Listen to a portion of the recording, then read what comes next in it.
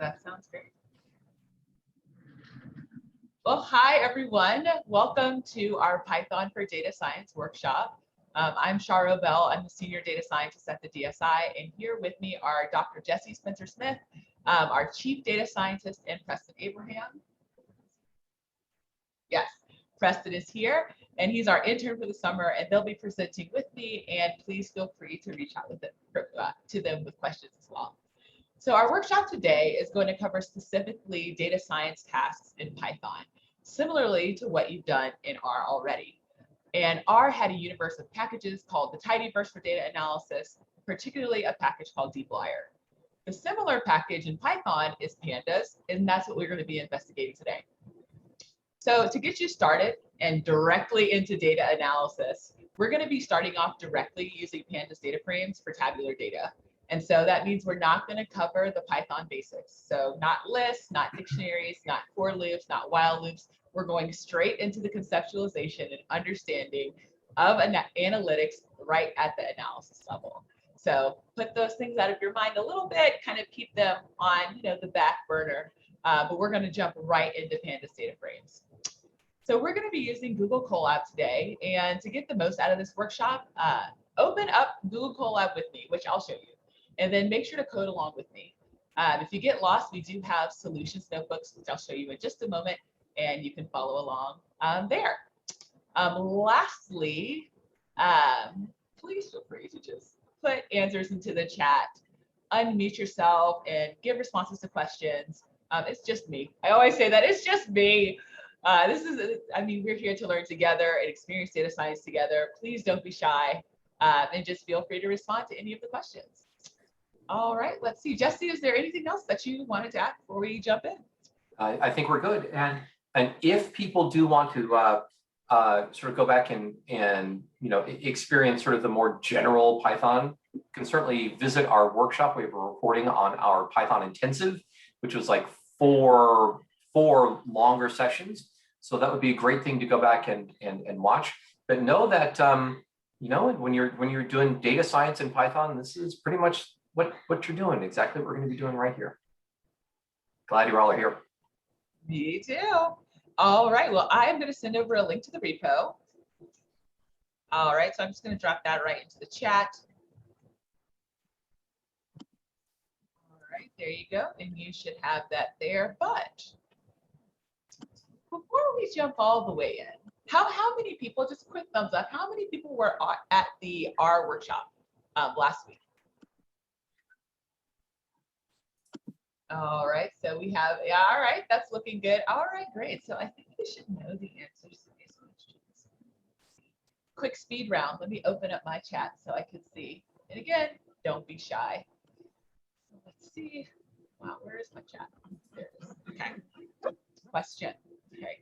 So let's say that I'm performing some data science task. So I have this tabular data, and I'm trying to do some types of analysis. And it comes up that I want to just look at one specific column of my data. What is the word in the tidyverse or in the grammar of data manipulation for that task that I want to do? I just want to grab one column of data.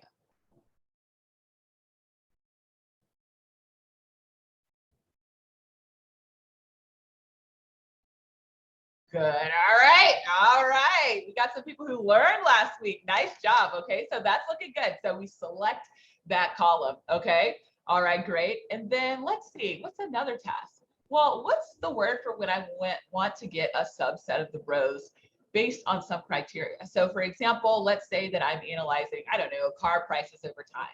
And I have a column which contains all of the different types of models or manufacturers. So what if I only want to analyze the Fords or the Hyundais? What verb of data manipulation would I use to access that information or get that data? Yes, nice job. So yes, we filter based on certain criteria. Nice job. Let me see if I can pop out this chat right quick. Pop out. There we go. Now I can see your answers even better. You guys are having some great answers here. Yep, that is filter. That allows us to select a subset of the rows based on some criteria. Okay, that's sounding really good. Well, let's say, okay, let's say that now I'm doing the same analysis task and I do some type of like computation on my columns and I want to add the result of that back onto my data frame. What's the word for that when I want to create a new column? Oh, very nice. Mutate. Fantastic. All right. Well, those are three of the things that we're going to be going over today and what those look like in Python.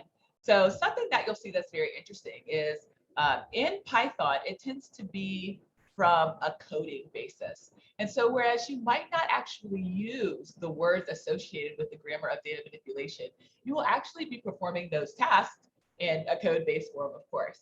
So with no further ado, let's jump right into the repo. All right, so just in case we had any latecomers, I'm just going to pop that right back into the chat one more time, the link. All right, and I'm going to go ahead and share my screen.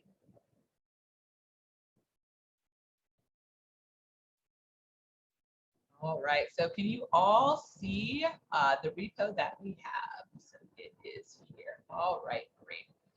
Just make that a little bit bigger. All right, so this is a repo. I think you guys have seen this before from our other workshops. It's a GitHub repo. It has all of the notebooks that we could go over. So as Jesse was saying, we had some previous workshops specifically on learning Python basics or the actual coding in Python. We have some of those things for you here in this repo as well. Here is a review of Python. So what general data structures are looking like in Python, what comparison operators are, the basic data types in Python. And also we have a few more notebooks here that will help you to understand the background of what we're going to talk about today. So in Pandas, there are some different parts of a data frame and different types of data structures other than data frames. And so notebooks 2, 3, and 4 will take you through a little bit more of the specifics that we're going to talk about today. So we're actually going to start with notebook 5. Oh my gosh, starting kind of at the end, right? No, we're going to start with notebook 5, but we're not going to open it here. So we're not going to click this, even though it says that. We're actually going to scroll on down to open in Colab, and we're going to click this blue badge for open in Colab. And then Vanderbilt Data Science should pick up or pop up. And then you should see the repository here, and we're going to be sitting right on master. So now we're just going to scroll down, and we're going to select the notebook that we want to open.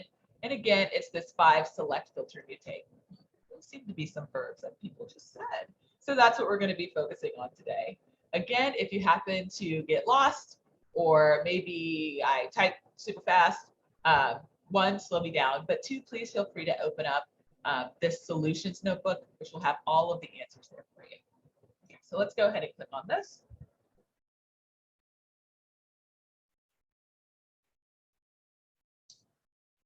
All right, fantastic. All right, so the first thing you see, so this is a really great resource, the Python Data Science Handbook by Jake Vanderbos. A lot of these notebooks are based on what he's written there. We just wanted to give him credit where credit was due, because a lot of these really are based on the information that he's presented. So if you'd like to have a little bit more background as well for what we have in the repo, please feel free to look at that book and follow along with this. Okay, all right. So again, we are trying to do some kind of data analytics task on tabular data. And again, we are just going to assume that you have the data. So maybe you're working with someone, maybe for social good, maybe with a professor, maybe you just have your own general interests. You've downloaded some tabular data from the internet, and now you want to do some type of analysis on it. So we are actually going to do that exact thing today and walk you through what that kind of looks like. All right, so the first thing that we're going to do is we're going to start with these import statements. And so this should actually look relatively familiar conceptually. So whenever we started with the tidyverse, we libraried some different packages. Of course, we installed them first, and these packages have already been installed. But we're going to import Pandas, and we're going to import Numpy. And this last little bit back here, this as pd or this as mp, that's just an alias because maybe we don't want to type the whole word Pandas every time we want to use a function that comes from it. So let's run this. And this is just saying, hey, you're loading this from GitHub. That's fine. We're going to run this anyways. So now we're importing our packages. And again, Pandas is going to be the package which is going to provide a lot of the functionality that we have here in terms of data frames and in terms of series and in terms of indices and a lot of different other functionality that we'll talk about when we start talking more about the API. Numpy is a numerical Python library and helps with some of the more mathy types of operations, and it also kind of underlies Pandas in terms of implementation. So sometimes we like to use some of the functionality from Numpy as well. But today, again, we're going to be focusing on Pandas, which we have now alias as PD. So this is just his name. It's like when you have a friend named Jonathan, they want to be called John. So now this is John. This is John. Okay, so now let's just take a minute and read the data. So we're going to be using this data, and I'm actually just going to go ahead, and you don't have to do this if you don't want, but I'm going to go ahead and just highlight this so you can see what we're looking at. So I'm going to highlight this, and I'm just going to go ahead and just directly paste this into Google. And what is this? So this is just a big old CSV file from Allison Horst Palmer Penguins data set, which is such a cool data set. It's basically the new IRIS data set. What is it? So it's this information in this data set about these different penguins, and their different qualities or characteristics were measured for a certain set of years. So you can see here that we have the header. So basically what each of all the columns will be. So we can expect to see species, the island that they were from, their bill lengths and depths, their flipper length, body mass, their sex, and in the year that the data was collected. And we can see here that we have a sample, and each row, I believe, corresponds to each single penguin. So we can see that we have a species here, the island it came from, and all of the relevant fields that we have. So maybe we have this data set, and we'd like to know a little bit more about the penguins, and we want to make some conclusions or want to just investigate or learn more about these penguins. Maybe we want to know what's different about the different species. Are there any differences? Are there any differences among the species that are on the islands? These are all things that we can discover through using Pandas. So let's see, we've already imported. Now we're actually going to read the data. And again, we have this PD that says, hey, Pandas, we're looking for this specific function called read CSV. And so here you can see that something pops up. This is something that I really love about Google Colab, is that it has this really nice like IDE features. So what is this PD.read CSV? It shows you all of the different things that you can pass in as parameters. So what we're going to be passing in is this file path buffer. And that argument is just going to be exactly what we just looked at. So it's going to be a CSV file. And again, this does say read CSV, but you can also see here that there's different separators and delimiters and different options for if you need to do different things on your read. So let's just read this one in. The way that we can run this is just click this run button. So click this one. Alternately, you might see me not click this run button and I just click Shift Enter. It does the same. All right, so now we have the data. So again, this just read the CSV. And now it stored it in this variable called data. And so what does it look like? So the way that we can do that is just to type data. So that's one way that we can do it. So let's just type data here. All right, I'm just going to Shift Enter that. And here we can see the data itself. You can see that it's been abridged a little bit to show that we have all of this information. So here's just something nice that you can read a little bit about the data, that we have 344 rows and 8 columns. That should look about right. So another thing that we like to do sometimes is, depending on what you're using to display these notebooks, sometimes you just don't want to see like the entirety of the link. Would someone mind sending in the link to the repo one more time? And then you'll also need to click the blue opening Colab badge and select 5 select filter detail. So now we can see the data. Sometimes we don't want to see the entirety of the data. And so what we can do is we can just look at the head of it. So we just type data.head, and that's a function that we can call on our data frame. And you can see here, we have the nice pop-up in Google Colab. If we don't know what it does, we can read it here. It says return the first in rows. Okay, so what is in? It's this value right here. And it has the default value of 5. So let's take a look at that. And we can see here that we just printed out the first 5. Fantastic. So just a side note, what do you think the word would be or the function would be if we just wanted to look at the end? So not the head, but we wanted to look at the very end of the data set because it's just the beginning of the data set. Let's try it. Tail. Let's try tail. It's a good suggestion. All right, nice job. So now we can see that we have the end of the data set as well. So those are just 2 nice little functions that we like to provide or are provided by Pandas to kind of just look at the beginning and ending of the data set because sometimes there are errors that appear in both those areas. All right, so now we have the data set. All right, so now let's talk about the grammar of data manipulation. Okay, so now let's see how we can select a column. Well, so again, Pandas is built on some really great precursors. Also, it is made to feel very similar to a lot of the traditional data structures in Python alone. So if you know about dictionaries and you know about lists, there's a particular syntax that we use when we want to access information in a dictionary or in a list. Does anyone happen to know what that is? It's okay if you don't.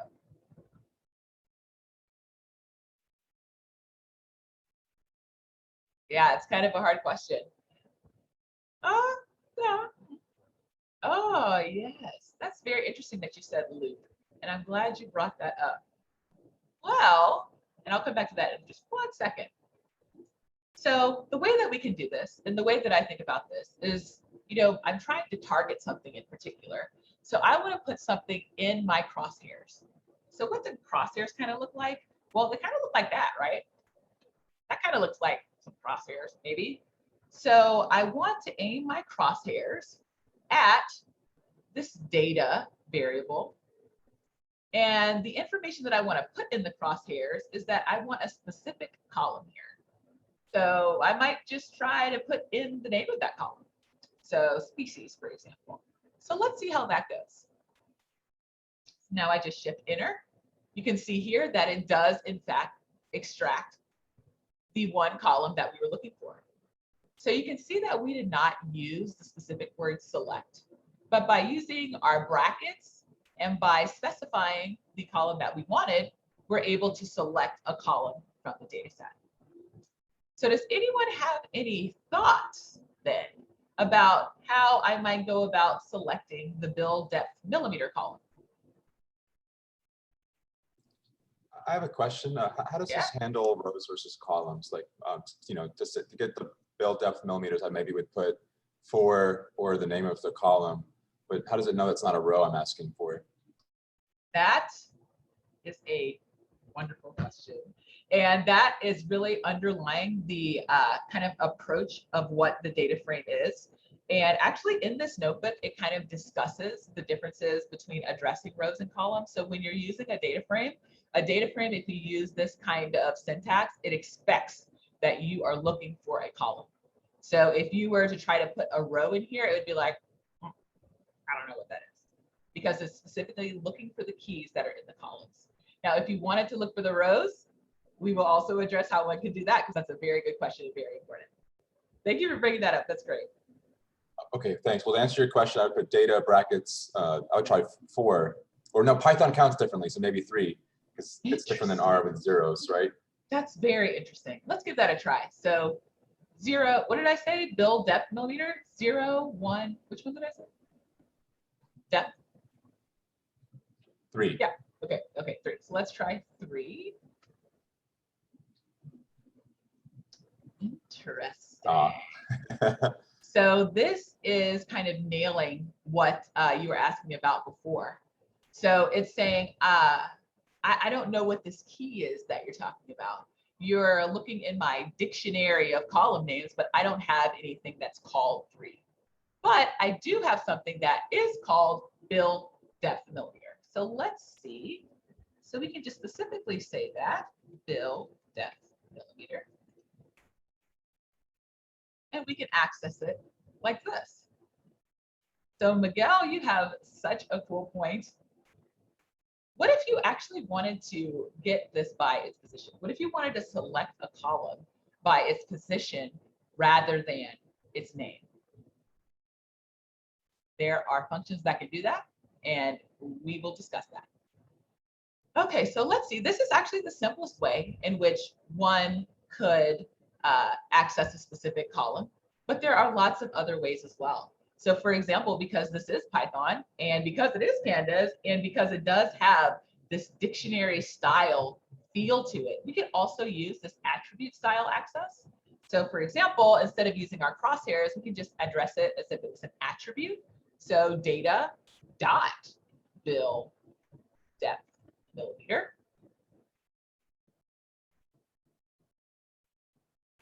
And we can also get we can select this column in the same way.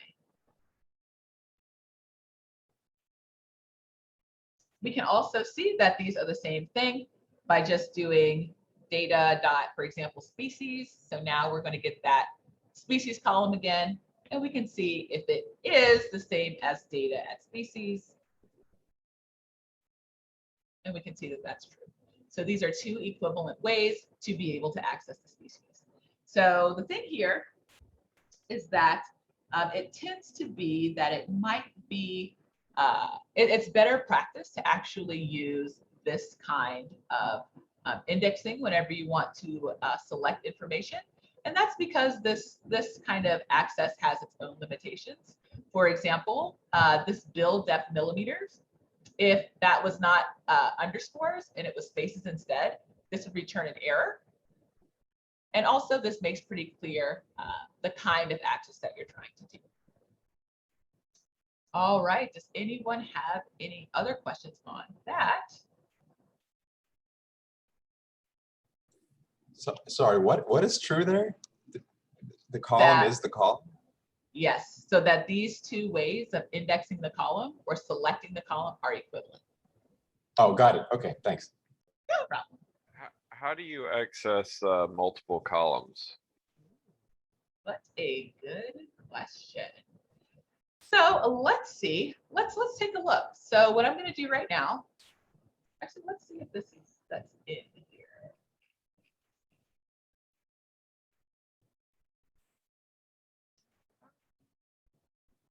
Yes, we'll actually go through that. But let's see anyways. So let's see if we can do that with this type of method. So what I'm going to do is I'm just going to grab this little button here and I'm going to type code. And now let's see. So we have data. And now we want to get more than just the one, right? So let's just try to do 2 of them. We have species and we have island. So let's see what happens if we do this. Interesting. It says key error. I don't know what this tuple of species comma island is. So what it's trying to do is it's trying to look at this as one big thing. Let's see, maybe what we want to pass in instead is a list of the columns that we're looking for. So the way that we can do that is we're going to have these same brackets as we had before, but instead we're also going to add another set of brackets indicating that this thing here is a list. And this is what we're trying to access. So let's see. I'm 30 sold. So whenever you want to pass, or when you want to access multiple columns, you pass in the list of columns that you want. Is that making sense? Is that okay? Yes. Good. Okay, good. All right, great.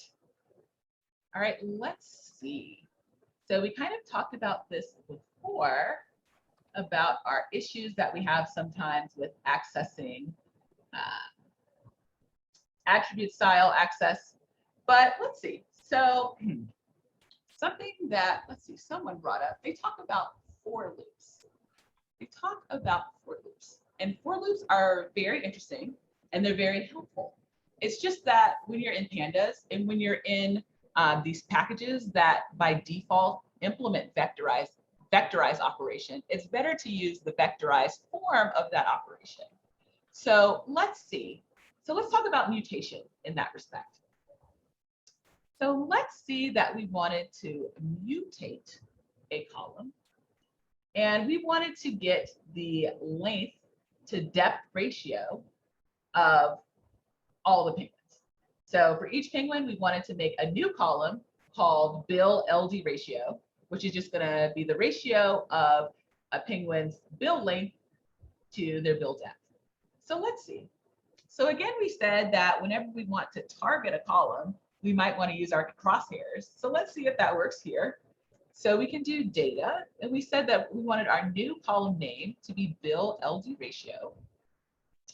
And we wanted to set that equal to B for a single penguin and for all penguins, the bill length divided by the bill depth. So what we wanted was the data at the bill length millimeters divided by data at bill depth millimeters.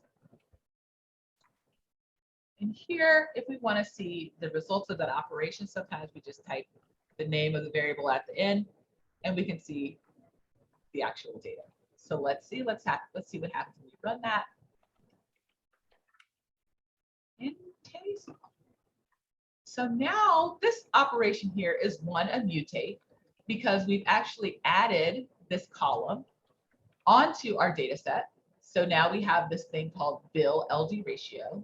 We can see that we have it for every single penguin, and the values are different because this is computed per penguin. We also see that we did not have to use a for loop. Why? Because these operations are vectorized by default. And so whenever you use these traditional kind of divide, add, multiply, subtract, those kind of operations like this, those tend to be vectorized, so you don't have to write a for loop, which would iterate through each and every one of these rows to do the calculations. And this is very similar to what you saw with R whenever you did the mutates. Did you see a for loop during the R workshop? I don't think so.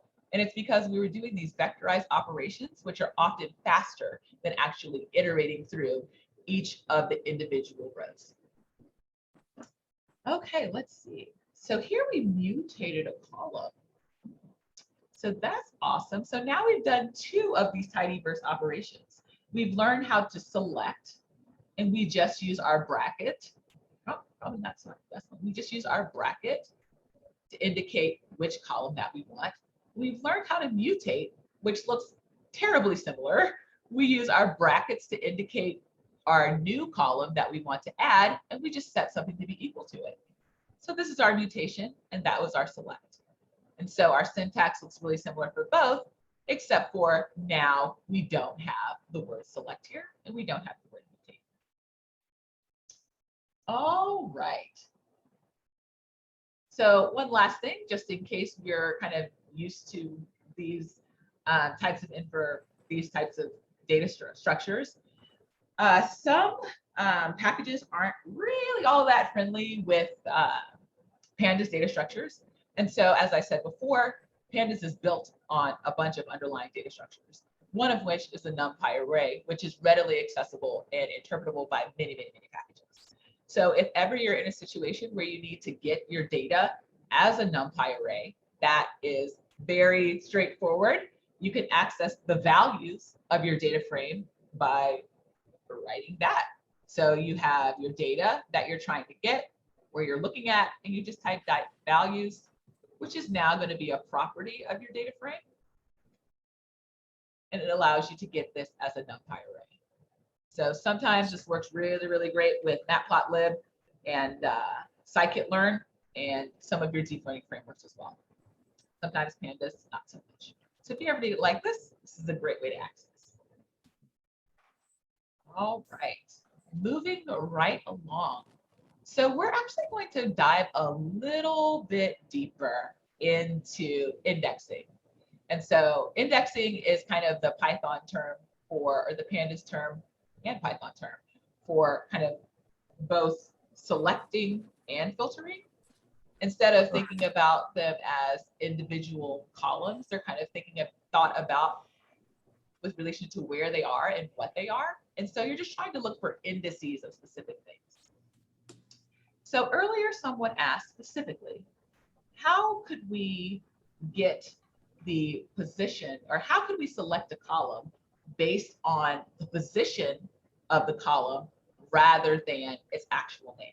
And so the way that we can do that is by using this thing called iloc. Iloc means integer location or implicit location by position. And so this is going to be looking at where it is located in terms of its integer location instead of its actual explicit name.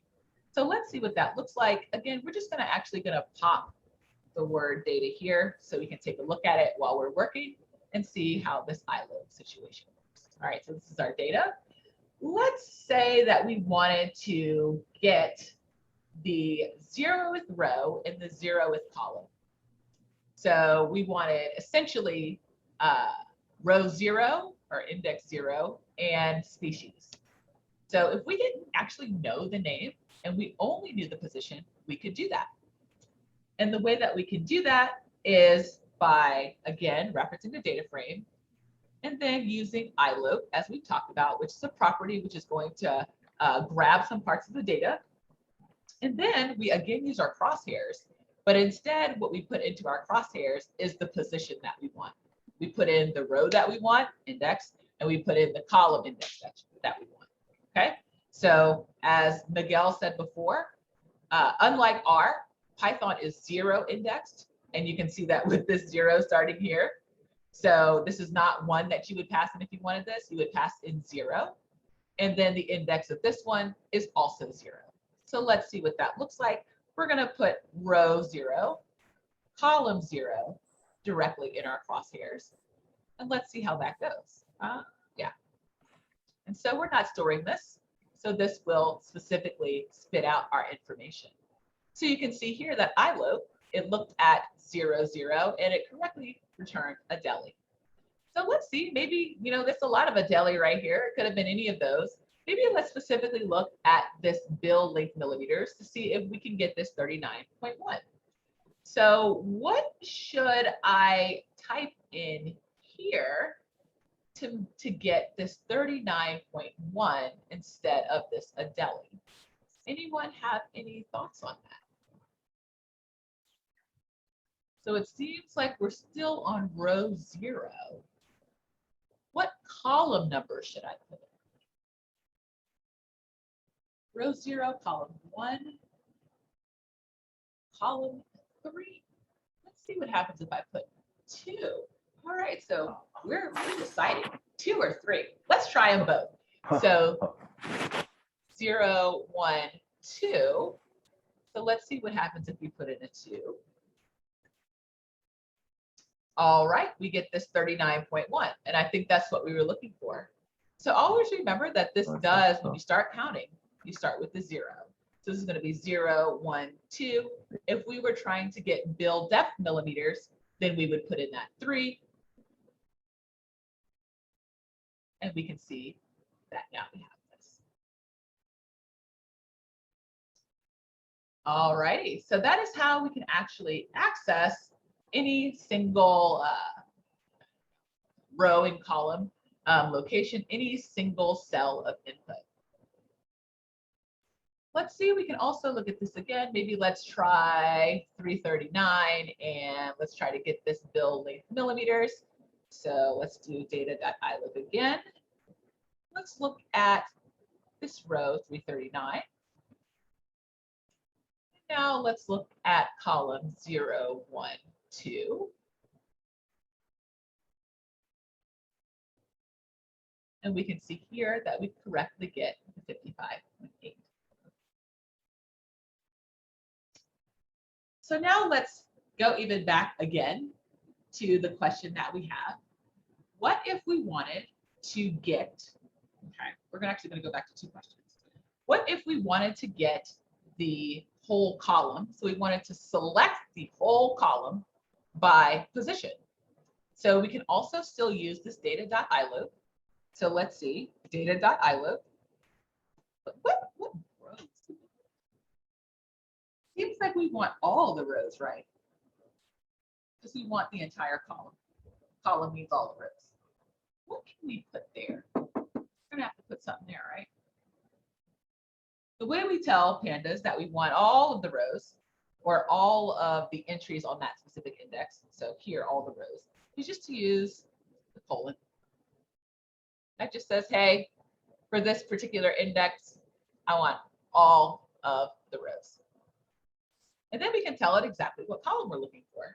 So we're looking for column 0, 1, 2. I think we're looking for 3. So let's see how that goes. Let's see what that gives us back. I'm going to do data.iloop all rows and then 3. And this gives us exactly what we were looking for. So this is how we can slice with integer locations. So the other nice functionality about specifically using this iloop is that we can slice. So slice meaning getting different subsets of the data. We can slice and dice it. So not only can we get just a subset of the columns, we can also get a subset of the rows or a subset of the rows and columns. So let's see what that looks like. So I accidentally entered here. I'm actually going to add another code cell. I'm going to scroll on down here, add another code cell. So now we're actually going to do slice the data frame to get first 3 rows and first 2 columns. And the way that we can do that is, again, we know that we're trying to get or reference by the integer location. So we're going to use iloop again. So data.iloop. And we're going to say, hey, I want the first 3 rows. So I want rows 0, 1, and 2. I'm not sure if this is going to work. We'll see. Or I want the first 2 columns of that. So 0 and 1. Oops, it's not what I wrote. 0. See if this works. I might be lying to you right now. All right, so that does give us back the information that we wanted. Again, we use lists to indicate the indices that we wanted. So 0, 1, and 2, and 0 and 1. Also, we can use the colon operator. So we can type instead that we want 0 up to, but not including index 3. So that will give us 0, 1, and 2. And then instead, we can also say that we want everything up to and not including 0 up to, but not including 2. We can see that this gives us the same response. So you can see that this 0 through 3 basically means the same thing as we had before as those list indices, and this 0 through 2 means the same thing. Lastly, if you're feeling like a little bit of shorthand, it's commonly accepted that if you're starting with 0, that you can just leave that out. So you're just going to say, hey, everything from the beginning to 3, everything from the beginning to 2. And you can see that we get the same result. So those are just a few of the mechanisms that we're able to use to slice and dice the data. We can select single columns by just using the single bracket operator. We can select by integer position by using iloop and passing in the row and column index. We can use the colon operator to select all of a particular index, or we can use the colon operator to indicate that we want to get a subset.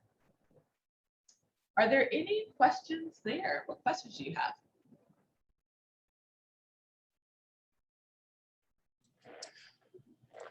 How would you do the last 2 rows instead of the first 2 rows? You might have said it, I just missed it. So what's awesome about Python is that you can also add everything. You can do a negative to get things from the back. So I have to remember the syntax. I think we want, I think this might reverse it. But I think what we want is -2 to the end. So this is from the back, we want everything, all the columns from the bottom to the end. And then this will give you the first 2 columns. So the negative means just like And a it flip sides to the other side of the colon because of how you're saying you want it. Okay, Mhm. thanks. Good question.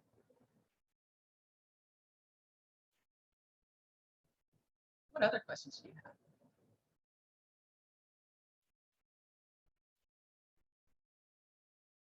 All right, great. So this is a really awesome way to get things by integer position, but someone also brought up that we still might want to slice and dice in the same way, given the actual names that we have. So it is nice to be able to do things by location, but it's also nice to actually leverage the names of the columns or the names of your rows. So keep in mind, these are numbers here, but they don't necessarily have to be numbers. They could be names, they could be identifiers. This is just an index. And because we didn't give it a specific index, it used the implicit index, which is just this numericalization here. But we could have also given it an index, which could have been literally any kind of unique identifier that you were interested in. So instead of just doing this 0 species, we could have also done sample 1 species if the name here was sample 1, or if the name here was sample 2. So there's a little bit of flexibility there. If that wasn't completely comprehensible to you, please feel free to take a look at some of the information on indices. Again, this is just something that's called an implicit index because everything has to have an index. And the easiest way to give something an index is just to give it numbers. But things can also have explicit indices, meaning that these have specific meaning to the creator. All right, so how do we do this slicing and dicing, this selecting and filtering specifically by the names that are provided? Let's see. Instead of iLoc, we also have loc, which is specifically about the location of where things are.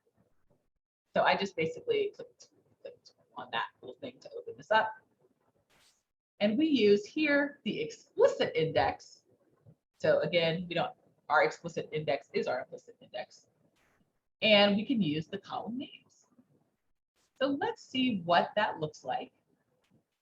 Now, maybe we want to be able to get the first row. Interesting. So what we can do is pass in the explicit and implicit index here. So we're just going to do data, use the property loc, and we're going to tell it we want the, explicit index of 0. Because again, if you don't give it an explicit index, it is the same as the implicit index. So let's see. So now you can see that we get the first row, right? So this is not the column, this is the first row, right? And something that is interesting that we just said is with iLoc, all right, we always pass in the row and column index, right? But it seems like we just passed in a single value here. How does that work? Curious.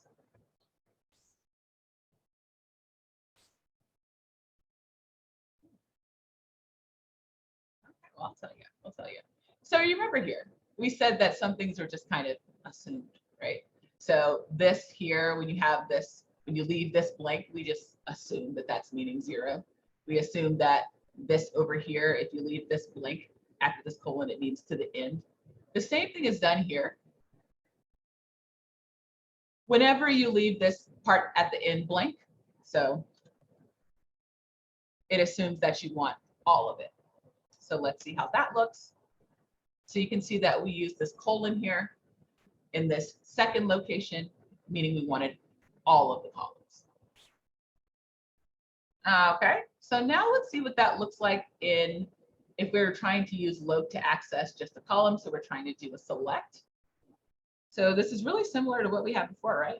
Data.loc. Well, let's roll back. So what we had before was data at species, for example. And that allowed us to select a column.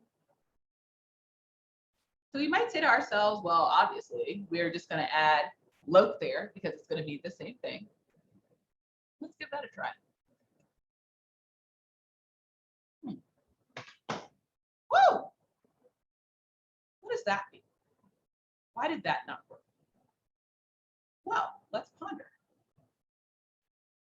Because we just said here that if you pass in this specific value, it expects that to be a row index, right? So one of these here. This is not a row index, is it? It's a column index. It's the name of one of the columns. So this is a gotcha. You got to be careful when you're navigating using these bracket operators, using loc and iloc. Make sure you think about what you're writing. Loc is if you pass in one thing here, it's expecting you to pass in an index name. But if you pass in something here that is a column name, that's not expected. So what would be the correct way to access just this column? Well, we kind of saw the same thing before, where again, it expects to see some set of rows. So data.loc. So what rows do we want? All of them. And then now we can pass in species. And this gives us the response that we want. So just remember that. I know it gets a little bit confusing, but let's just walk it back. So if you're using the regular dictionary style indexing, so let me see, like this.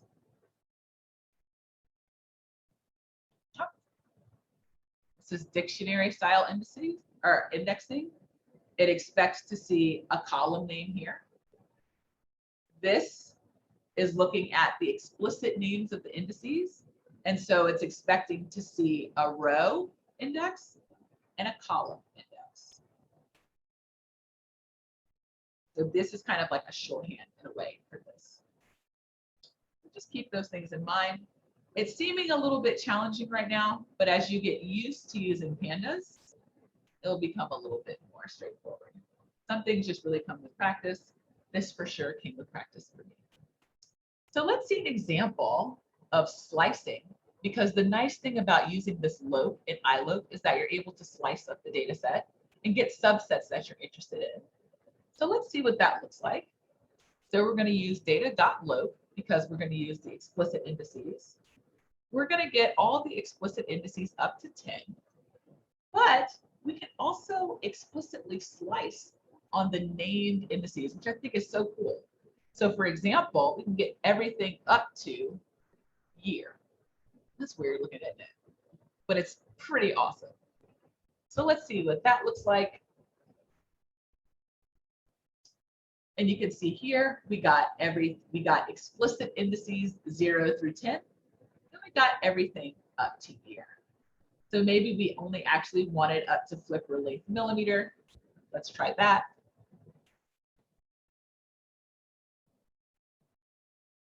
And here you can see we have a subset of the data that's been sliced according to our explicit indices.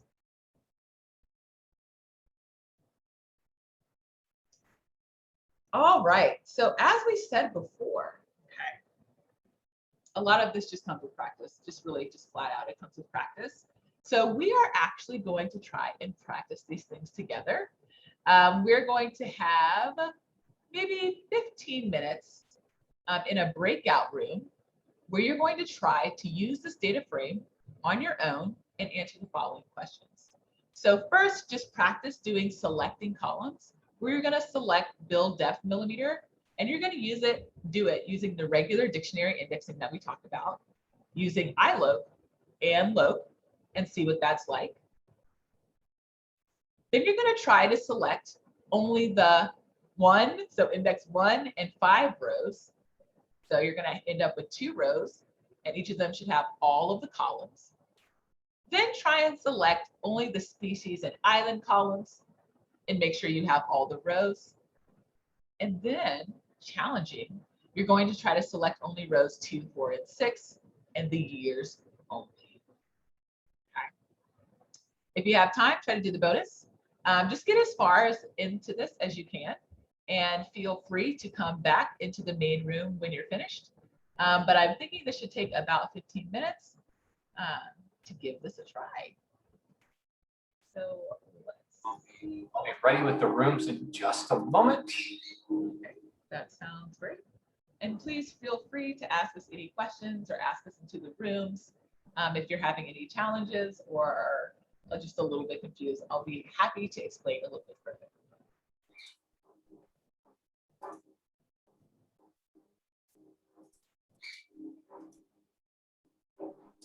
All right, I'm opening up the rooms now. They'll be open for 15 minutes. You'll have a 30-second warning when it's time for them to close.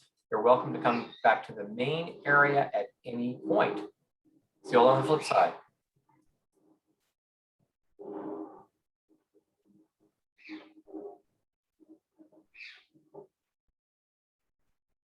And I did not assign you a room, Char. There's no room 4, doesn't have like a TA kind of person, but it also has Miguel. Okay, gotcha. Miguel, well, it has Donnie, and Donnie's like pure Python. Janice is Python too. So I mean, I think they're fine.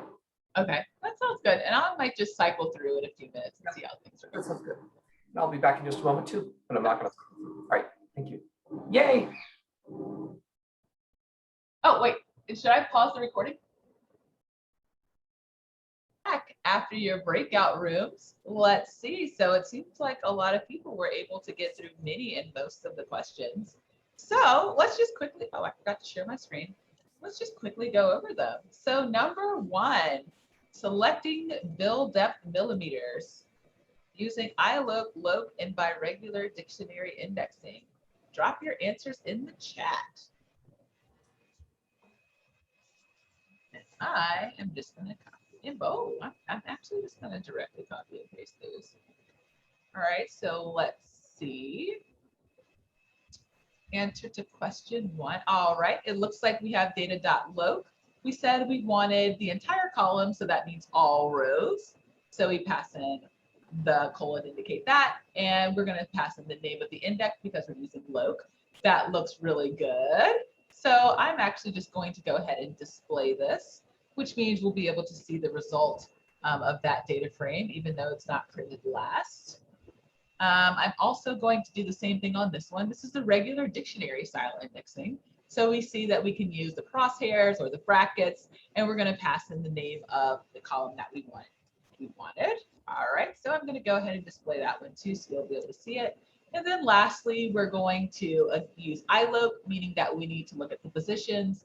And we see that this colon means that we want every single one of the rows. And then this 3 is going to indicate 0, 1, 2, 3, which is going to be bill depth millimeters. Let's see how that goes.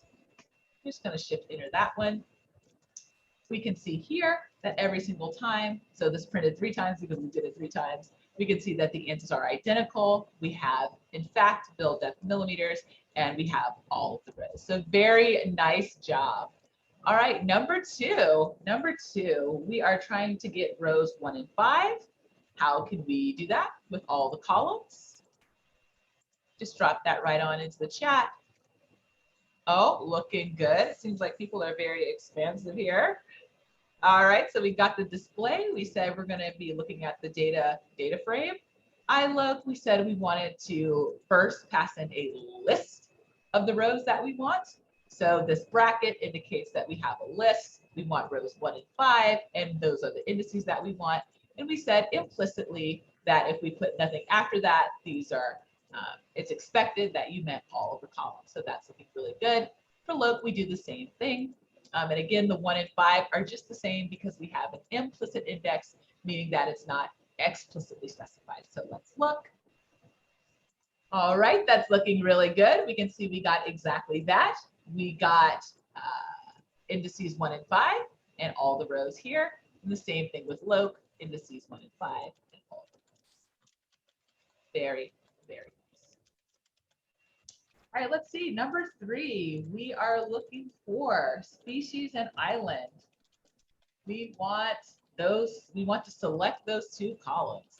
Oh, someone asked, why do you need to use display? So if you output something to the screen, only the last thing is output. So for example, take a look at this one. This shows the result of this and the results of this. And you now have 2 data frames. If I were to actually remove this display, you would only see this one, which is this one. And so we're just looking at both of these to show that they're identical. All right, number 3. We're looking for species and island, looking to select those 2. And that is a good question about display versus print. I tend to use display on data frames because if you print on data frames, they are hideous.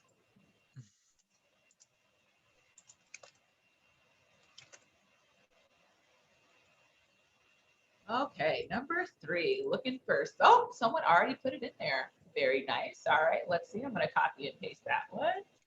Answer number 3 looks like we're displaying data.iloc. We said iloc, we want all of the rows, so we use this colon, and we want everything up to but not included 2. So 0 and 1, which is species and island. Nice. We could also use loc. And again, we want all of the rows, but we're going to specifically specify the list of species and island. Let's see how that goes.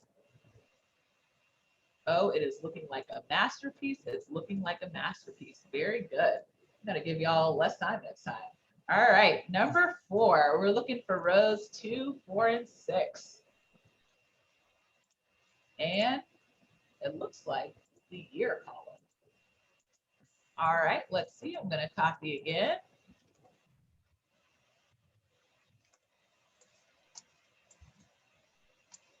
All right, we are going to use iloc, and we're going to get rows 2, 4, and 6.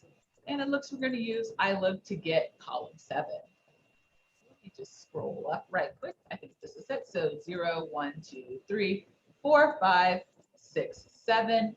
This is going to be the year column. Nice job there. And then let's see, scroll back on down. All right, and our second way is using loc. We're going to use these specific indices 2 through 6 by 2, and we're going to specify the year column. So let's see. Very nice, very nice. So something also that I would love to add here is you can also use this same manner of specification through iloc, but let's see what happens there. So let's just take a look at this, if you will. Interesting. So here we only get 2 and 4, not 6. And because with iloc, this uses Python indexing, meaning this number is one past the one that you would want, so you would actually want to put a 7. And this will allow you to reach 6 as well, which is quite curious. I mean, it's not curious, it's just the way that it is. All right, let's see. And the answer to the bonus, we want this same thing. It's just that we want it backwards. So we wanted, what do we want? Look at that right quick. We wanted this exact thing, but we wanted to reverse the order. So we wanted 6, 4, and 2. Let's see. Are there any answers for that one?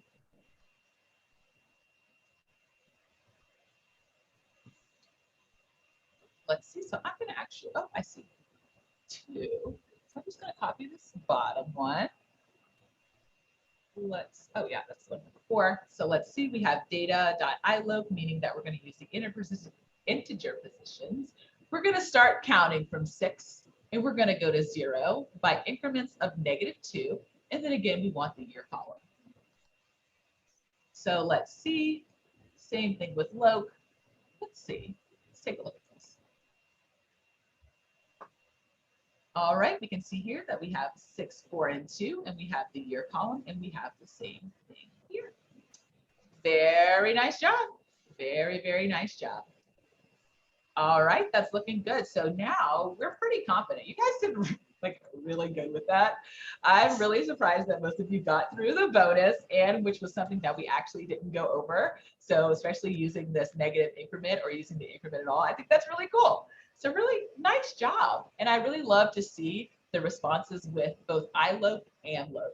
So now you have experience in doing it in both of these different ways and getting these subsets of the data and selecting and of course mutating the feature. All right, let's see. So let's go on to filtering. Okay.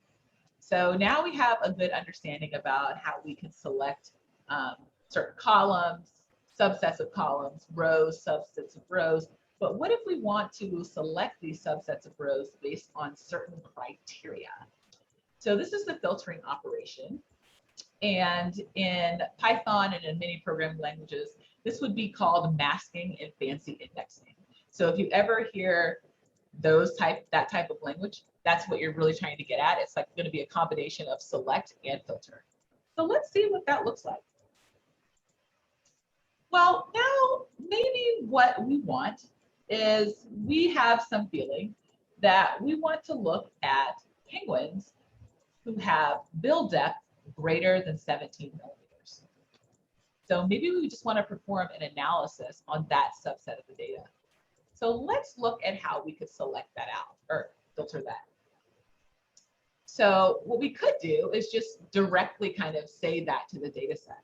So I'm interested in knowing about the bill depth millimeter column. So I'd like to select that one, data at bill depth millimeter. And I'd like to know which one of those, so again, a vectorized operation, are greater than 17. So let's just look at the result of that. Curious. So this is interesting. We've asked the question of the data set for each of these values that is in bill depth millimeters, which one of you is greater, or are you greater than 17? And we can see that this returns a true or false based on whether that particular penguin has a bill depth greater than 17. Well, as it were, we can actually use these values to select information from the data set, just like you did with dplyr functions. But now what we do is we use the indexing that we just talked about. So we're going to try to select everywhere where this statement is true. So, okay, so this seems to be looking at all of the rows. So this provides values for each of the rows.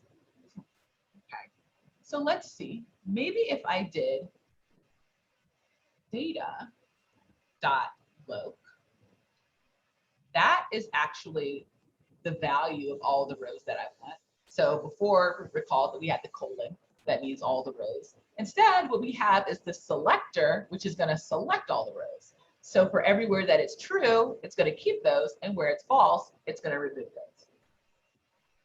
So now, since we have selected the rows, we need to also specify the columns. Maybe we just want all the columns, we want to know all of that information. So let's see. Interesting. So now we can see that we actually have the result of this operation. A preliminary look can show us that we don't actually see bill depths here, which is actually, it's not really not that many, but we don't see any bill depths less than 17 from what we can see here. But we can also see that we have a subset of the data, which was once 344. So this is the filtering operation based on this Boolean indexing. It selected the rows which met these criteria for the data.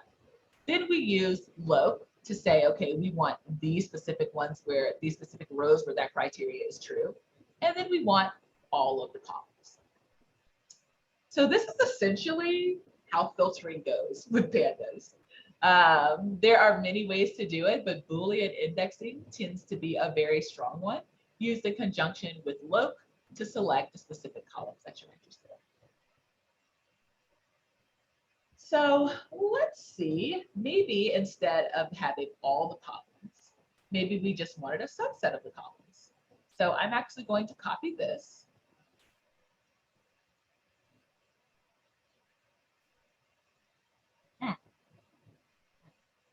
one thing before we do this.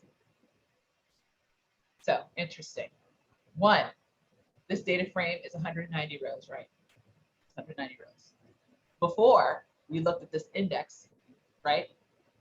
And we saw that it was numbered seemingly according to the number of rows that were there. But this still says 343, right? This is because this is the index that is assigned to this row. This isn't just some casual numbering. Once these numbers are assigned, they're now linked to that row.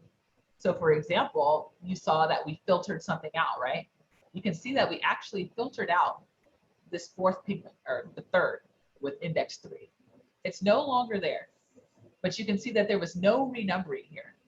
And so when I talk about implicit and explicit type of indices, this is what I mean. This is not just like a casual numbering. Yes, it is assigned when you first create it if you don't specify something specific, but these numbers do not indicate where they are in the data frame. They indicate something about the row itself. Okay? Yeah, okay, great. Okay, so let's see. Now, if we wanted to only look at the selected columns, we could use this, and we know what to change, right? So we have this data.loc. We know that this first thing here selects the rows that we want, filters the rows that we want. And the second thing here, it specifies the columns that we want. All right, so now what we can do is we can actually pass in a list of the columns that we'd like to retain. So let's just pass in island, and maybe we just want to keep body mass. Let's see how that goes. Just as expected, we have the subset of our data. This 190 rows. Oops. And sorry, I had a little argument among my pets there. And we only have the 2 columns that we're interested in.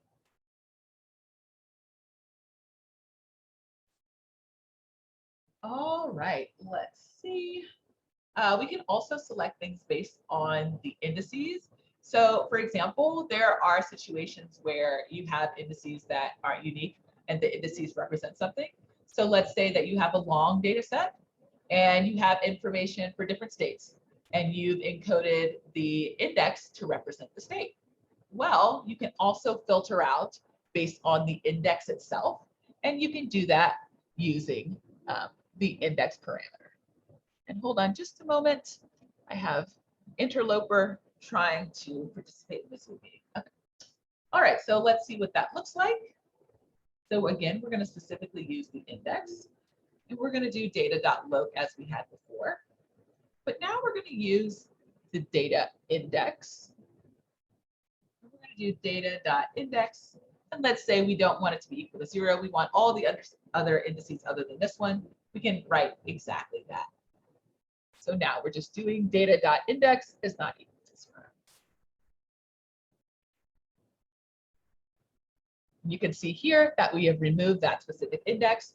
Again, if this was a situation where maybe your indices were states names, you could do like data.index not equal to California or data.index equals California.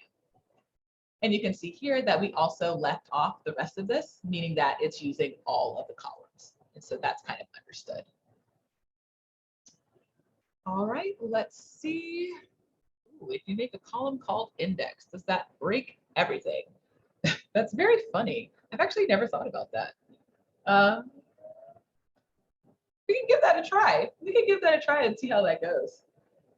It might just be a reserved sort of word where it does tend to break things, but not in a particular, it just makes things behave unexpectedly. But that's something we should definitely explore. That's very interesting. It's like if you define a variable called list, it'll make your actual declarations of lists with the list keyword behave differently. That's a very interesting question. All right, let's see. So we can also do different kinds of operations based on the columns. So we can filter based on the columns that we want. So we did talk about a second ago about how we could do different types of selection, but this is kind of like a different type of selections. So let's say that we have data.com. Well, first let's look at something. So let's figure out what exactly data.index is. And sorry, I'm actually being bothered by one of my pets. He's trying his best to make it onto this meeting today. He's trying very, very hard. All right, let's see. So we have data.index. You can see this is something called a range index. This is a Pandas data structure, which represents this thing here. And we also have, I'm so sorry, excuse me, data.columns, which is the other type of index. And it gives you all of the column names here. So we can also do a type of selection based on the column indices. So let's see if we did data.columns not equal to species. Let's see what that looks like. So we have the same sort of Boolean indexing situation here. Maybe we can do a Boolean indexing sort of on the columns. So let's see what that looks like. We can do a data.loop as we did before. We're just going to keep all the rows. And now we're going to do a Boolean indexing on the columns. So data.columns not equal to. Maybe if I just show him, here he is. Say hi, is this good? Are you fine now? Okay.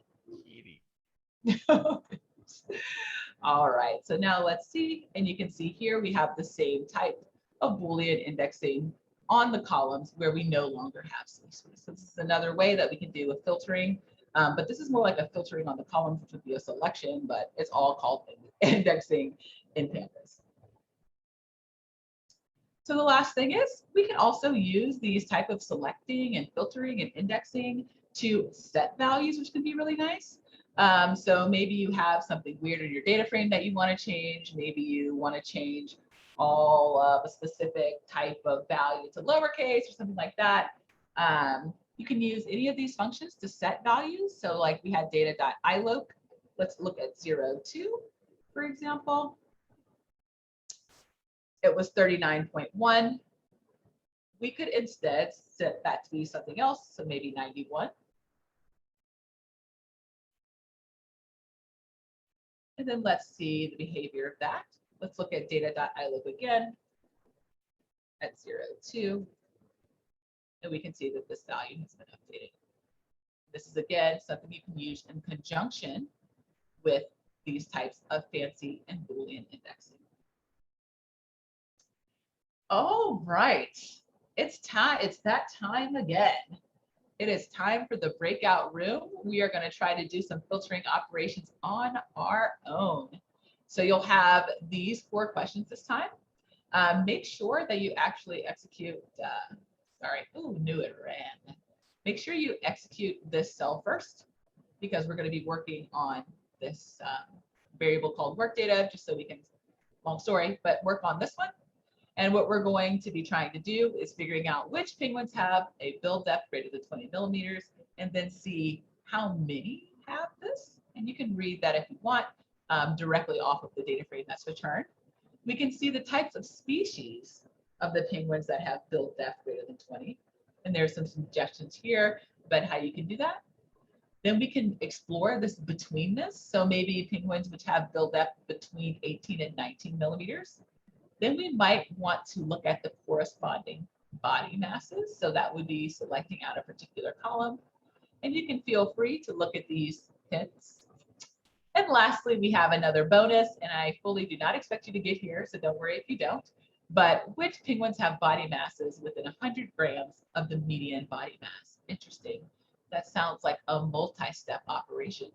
And kind of highlights why we tend to like Numpy to do our operations.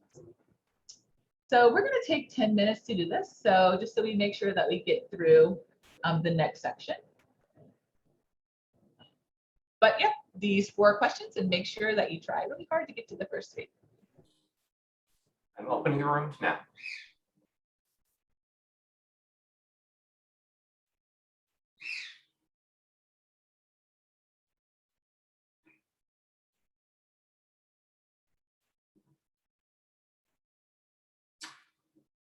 Okay, John, which room were you in before? Do you remember?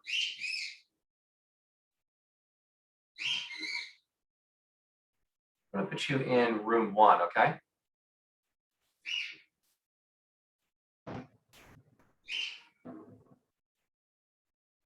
Mostly because I want to show you an easier way. So let's try to get through these and then let's go for it. Okay, so let me share my screen again.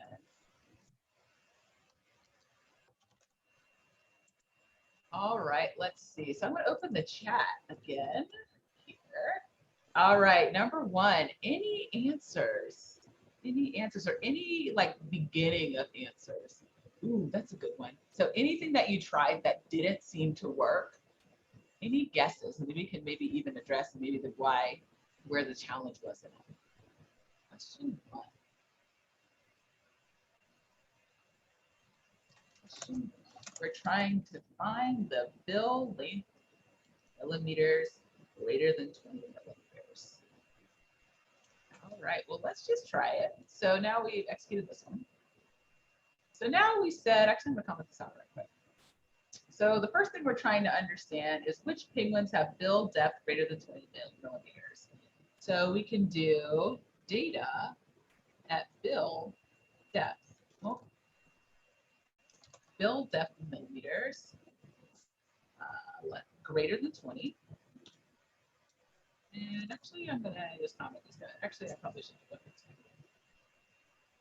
All right, so first let's take a look at that. All right, so now we have our true false. This addresses the rows that we want. All right, so now we want to do a data.loc. This expression will select all of the rows that we want. And then we probably want all the columns, so let's just put that in the explicit. And then this seems to select the data that we want. So we can see build depth. We don't have anything here that's less than 20. And we can also see this is actually the full data frame. So now let's just assign that to res. And I just added in just a little bit more ways of being able to print out information about your data frame. So this is going to display res. This is just going to print a string, which is this. And then it's going to fill in this 0 with res dot shape. Shape is another way where it's a property which allows you to access the rows and columns. And so shape at 0 is going to be the number of rows. So let's run that one. And we can see here the total number of penguins with build depth greater than 20 is 17. Right, number two, let's see. We're trying to understand the species of penguins which have bill depth greater than 20. So we're going to try to find the penguins that have bill depth greater than 20 and then return only the species column. So let's see what that looks like. So we said before that we have, oh, did I just use data? Oh, well, we can do work data. We said work data. And we said we want the ones that have bill, what do we say? Bill depth greater than 20. So again, this is going to give us the row selections that we want. And then we're going to do work data dot loc. That's going to give us all the rows that we want. But then we said we want to select species column in particular. So we just put that in there as the column. So this is the set of row indices. This is the set of column indices for loc. And let's see. All right. So this is the species column for the 17 that we have. Let's see. Number 3, we said we want only the bill depth and the body mass for penguins with bill depth between 18 and 19 millimeters. Now this one actually was real tough. So congratulations on, oh. So let's see. All right, so we said we want rows where the bill depth is greater than 18. So work data at bill depth millimeter, so what I just said is greater than 18. And So let's put this in parentheses because we're just going to group these expressions together. We said, and we want work data where build depth millimeters is less than 19. Let's see how this goes. All right, it looks like we have a set of selectors again. So we know what to do. We just break out our little loc situation. Work data dot loc. And this expression is the entire rows that we want. And we said that the columns that we wanted 2. So then we pass in a list of columns, which is going to be build depth millimeters and body mass G. Looks like we're missing at least one more bracket. Yep, that ends the loc. That was really rough. Let's see. And here we have exactly that. So we see things that appear to be between 18 and 19. We have a subset and we have the 2 columns that way. So we will answer questions about this in just a moment. But let's take a look at a lesser known approach, which may provide less brackets and indexing and destructing. So let's see what this might look like. So there is a function in Pandas called query, and it has some limitations, but for most of the things that you need to be able to do, you're able to use it to do filtering. And instead of having a highly programmy, like these looking set of commands, you have something that is more phrased as a question as a string. So let's roll back to that question one more time. And that was that we wanted to know penguins with build depth greater than 20 millimeters. So let's see what that might look like with query. Oop. So actually, I'm just going to stick this here in the interest of time. So we have the same work data that we had before. We're just going to use the query command.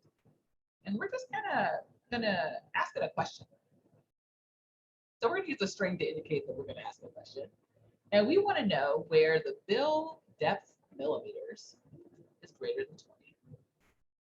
So I like to think of query as actual questions. And so for me, this reads as a question. Where in work data is build depth millimeters greater than 20? Let's see. Interesting.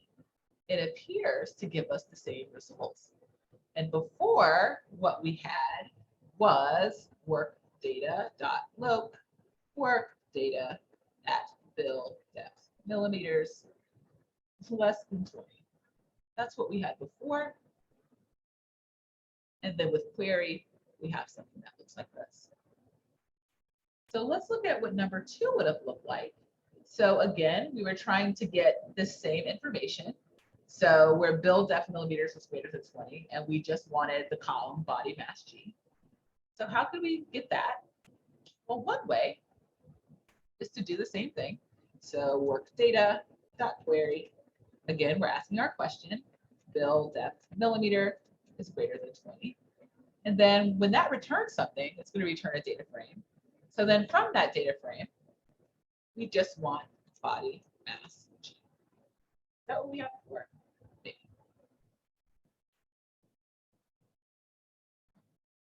That looks a lot simpler than what we had before.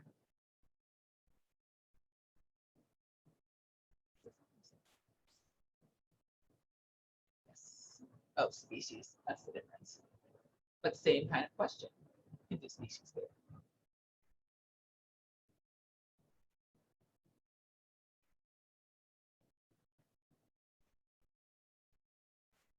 Let's see what this might look like for question 3. And actually, I'm going to just scroll up back to question 3 and copy it so I can remember. All right, here we go.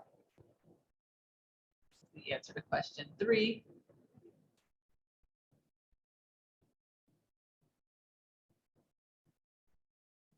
And now with query, we can have, again, we're asking questions of our work data, and we're querying it. And we want where build depth millimeter is greater than 18, and where bill depth millimeter is less than 19.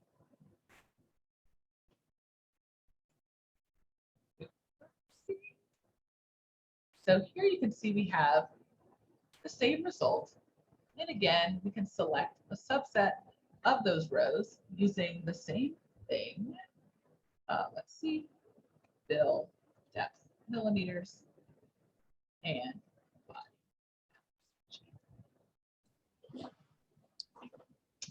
There we go. So for many people, this is a little bit of an easier way to think about filtering operations. You kind of phrase it as a string, like it's a string statement, as opposed to having to do the actual coding of loc and iloc and dictionary indexing. And this does have some limitations about what it can do, but for most operations like this that are filtering types of operations, you're able to use this quite straightforwardly. And actually, this is my go-to because so many weird things happen when you're trying to phrase things like this. So I really like this functionality. Is So query a pandas function? What's that? Is query a pandas function? Yes, it is. Thanks. So this is just one of the functions or the methods that operate on a Pandas data frame. And so we did not go over the one that has to do with the median. And the reason that that question was asked is because with query, if you're using values that are outside of the data frame, you have to do something a little bit special to bring them in. And so this is really the feeling that query has for me is a lot more like the tidyverse in that it's not just so deeply coding with all like symbols and things like that. It seems to be more straightforward in terms of what you might say instead of how you have to write it. Let's see. All right. So what questions do you have?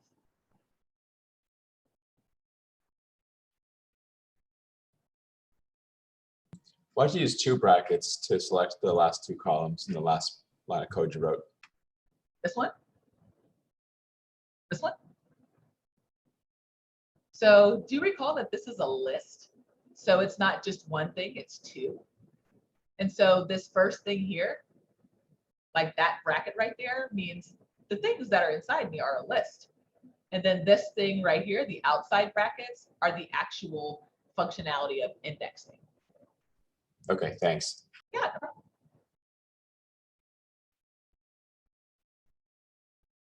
What other questions do you have?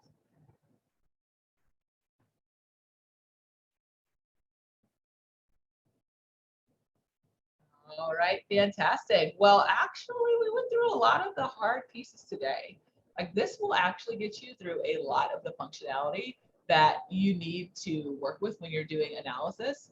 On Wednesday, we will go through the other verbs of data manipulation. So we'll talk about some summarizing activities, working with NAs a little bit. We'll talk about group bys and joins, but with the background that you already have using R and the tidyverse, it'll be more about learning the actual syntax for implementing this functionality. And so on Wednesday, when we talk about those things, there'll be more language associated with them. So instead of it just being like bracket, it'll be like a sign or something like that, or group by, and it'll be things that you can actually read instead of things that you more have to interpret and understand what they are. I think we have, let's see, we have a few minutes left. And there was a question about from Ivan, is this supposed to save automatically? And in Google Colab, so yes, it does save automatically. That might be wrong. So I think it depends how you access this. I think this one you might have to make a copy to your own drive. And Yeah, it says save make a copy in the drive. Yeah. I think if it was like your repo, you might be able to save it. I don't actually think that's true either. Oh, So no, it does save automatically if you start with your own drive, like if you open up your IPython notebook drive and then you save it. But I think accessing it this way, I don't think it actually saves automatically. Oh, good idea. And don't forget that the actual repo that we have, you can also fork and or clone that repo locally and try these things out on your own computer. The solutions notebook is present in the repository. So everything that we went over today is present in those notebooks, and do give those things a read. The other notebooks that I talked about that came before number 5, those give a little bit more information on the index that we talked about today, as well as series. So you saw that sometimes when we selected a column, it returned the name of the column. Well, that structure that it returned is actually a Pandas series. And there's operations that you can do with it as well that are great and very applicable for data analysis.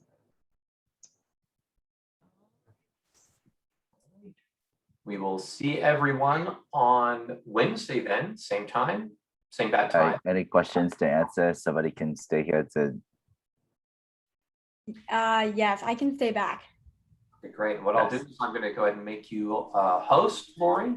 So now you're going to be host. You'll be able to continue on the meeting, and we'll hop on to another meeting that we have. Okay, wonderful. Thank you. See you all soon.